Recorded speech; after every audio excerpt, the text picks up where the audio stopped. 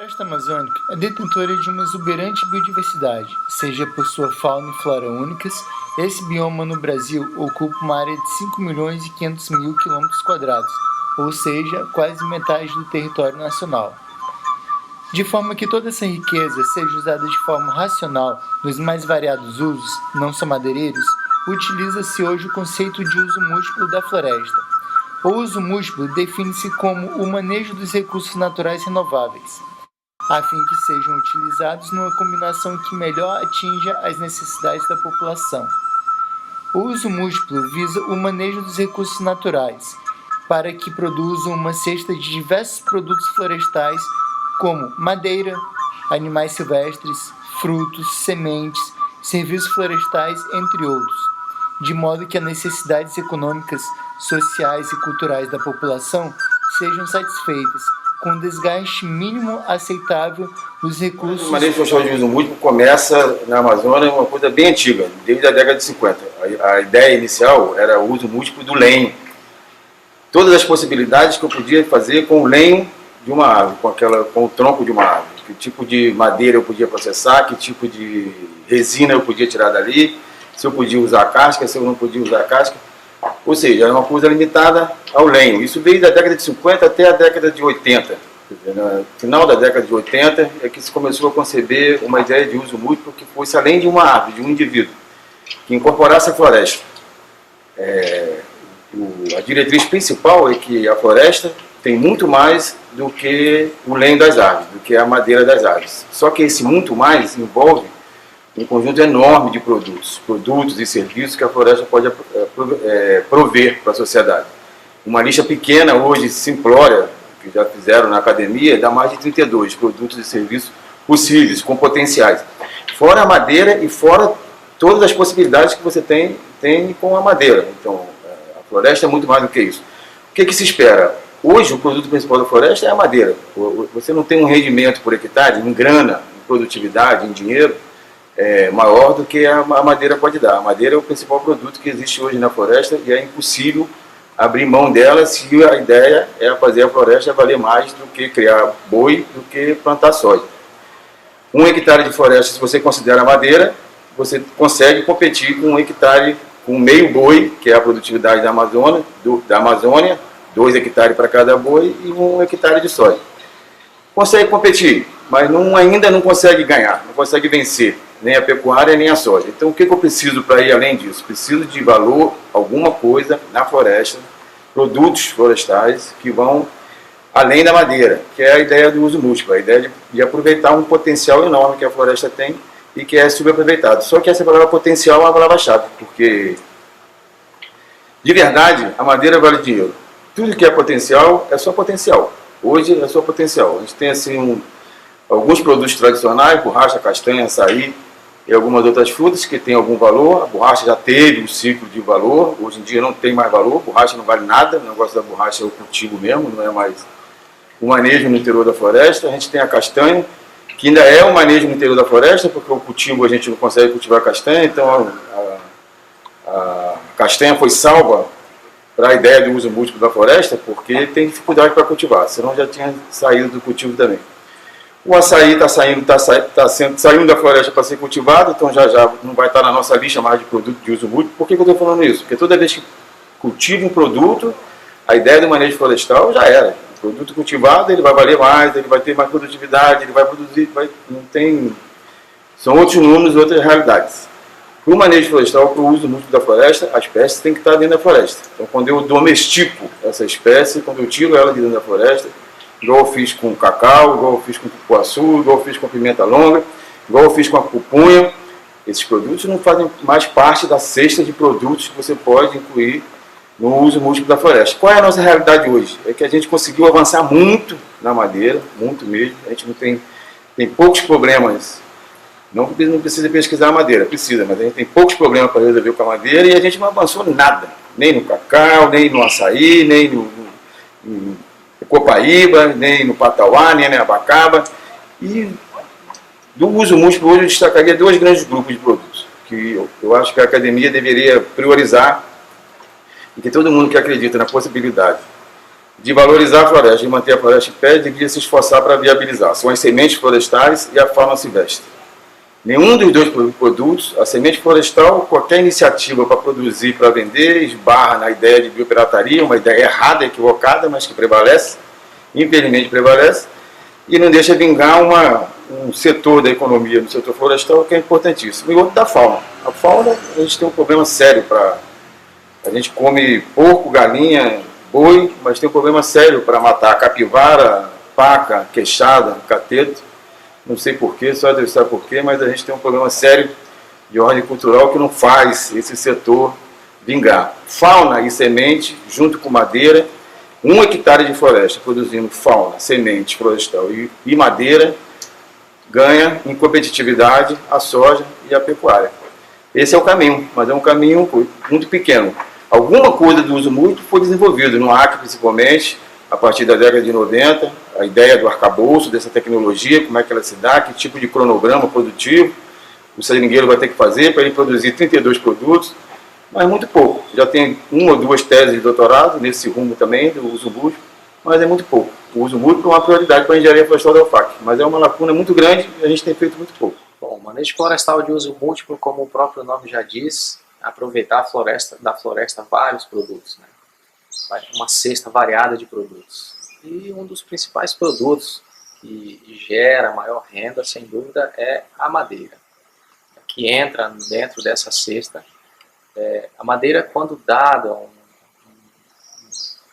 caminho certo para ela, gera uma renda muito boa. O uso correto dessa madeira, no caso, estoque de madeira dentro da floresta. Outros produtos dessa cesta de manejo florestal de uso múltiplo são os óleos, né? O óleo de copaíba também gera uma ótima fonte de renda, né? O açaí, e que tem aí o maior logística de mercado, está falando aí da castanha. Sem dúvida, a castanha hoje gera uma ótima fonte de renda para o produtor amazônico. Né? Então, dentro dessa cesta de produtos do manejo florestal de uso múltiplo, sem dúvida falta ainda muita pesquisa, principalmente para os óleos, para a andiroba, por exemplo, a copaíba, para o açaí, para a castanha, ou seja, não sabemos ainda em uma determinada área qual o estoque desses produtos, não temos ainda um plano de manejo para a copaíba, nós não temos ainda um plano de manejo para a castanha. Então a tendência é a academia, a engenharia florestal, por exemplo, formalizar, gerar diretrizes para escrever um plano de manejo para esses produtos. E sem dúvida vai colaborar para estruturar toda a produção dessa cesta de produtos, né? E tornar esses produtos competitivos frente à tendência de agropecuarização, principalmente dentro das unidades de conservação. Então essa seria a tendência. O exemplo prático que nós temos para falar para vocês diz respeito ao manejo do cacau nativo. O cacau nativo é uma espécie, né, que ocorre em grande parte dos rios amazônicos, em diversos rios do Acre, né, e a experiência que nós temos para relatar restringe-se à região de Boca do Acre, município de Pauini, no estado do Amazonas, né, não é propriamente no Acre. Mas lá, em função de uma demanda externa pelo cacau nativo, que tem uma alta qualidade, uma grande aceitação pelo mercado, principalmente internacional, promoveu um grande interesse dos produtores de cacau a começarem a colher esses produtos. Colher, e formou-se uma cadeia produtiva, desde a colheita, a logística, a secagem e até a exportação. As dificuldades quais são? Dificuldades, a própria distribuição da espécie é bastante heterogênea, então ela está mais ou menos concentrada em algumas localidades. Isso dificulta bastante a logística, são muitos e muitos quilômetros para fazer a coleta desse produto após a colheita feita pelos produtores, e com isso encarece muito a logística. Outra questão é o mercado consumidor. O mercado consumidor, no momento, esse produto que eu estou falando está sendo exportado para a Alemanha. Mas essa cooperativa ela está nas mãos apenas de um cliente, e isso não é bom. Então, o grande desafio seria aumentar o número de clientes para que ela não fique, esse sistema, que esse trabalho não fique concentrado apenas na mão de um, mas que possa ter várias e várias possibilidades e com isso expandir. E essa experiência que está sendo realizada nos municípios da Amazonas estão para ser implantados no município do Acre. Já há um grande interesse em várias regiões do estado que há a ocorrência do cacau para fazer trabalho de inventário para que possa ser estudar uma cadeia produtiva para o cacau nativo. O trabalho de não-madeireiros do estado do Acre vem se desenvolvendo com várias atividades desde 2000 e um pouco antes também com a Universidade Federal do Acre. A Fundação de Tecnologia do Acre, desde 2004, trabalha com óleos vegetais da Amazônia. Entre esses óleos, os principais óleos são copaíba, andiroba, açaí, buriti, patauá, cocão e de diversas unidades de conservação, tanto estadual como florestal.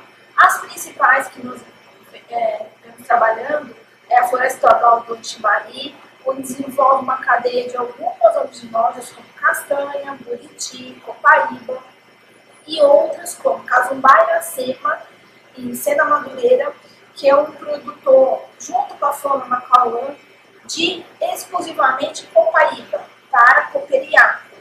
Além de a reserva Chico Mendes, que já produziu, pode produzir, tem todo o know-how em plano de manejo também da copaíba, além das áreas de projeto de assentamento e florestas estaduais e unidades de conservação federais no Alto Juruá, que produzem murmuru, buriti e outras oleaginosas, patauá, cocão. Essas são as principais oleaginosas que trabalhamos no Acre e os seus locais de coleta, sendo que o Vale do Acre também tem grande probabilidade de coleta de algumas espécies oleaginosas, como murmuru, castanha, buriti, patauá, abacaba e uricuri, que tem grande potencialidade no Vale do Acre. Eu tenho certeza de que